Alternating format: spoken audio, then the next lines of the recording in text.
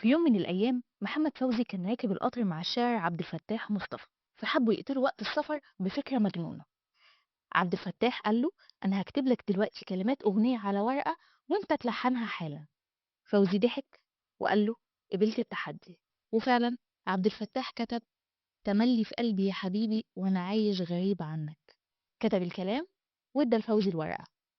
فوزي خد الورقة ولحنها فورا وغناها قدام كل اللي كانوا في القطر، وسقفوا له كل الفنانين اللي كانوا موجودين معاه ساعتها في القطر. الأغنية دي اتلحنت واتغنت واتبسط بيها الناس في ربع ساعة بس.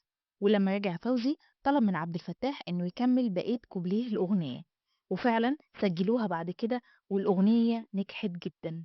تصدقوا؟ دي من أسرع الأغاني اللي اتلحنت واتغنت في ربع ساعة بس.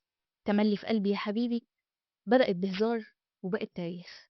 ودلوقتي لو لسه فاكرين محمد فوزي قولولنا ايه اكتر اغنية او فيلم بتحبوهم لمحمد فوزي. ولو لسه عايزين تسمعوا قصص تانية كتير استنونا في الحلقات الجاية من كابتشينو مع شيرين وجيه، بودكاست من زمن تاني.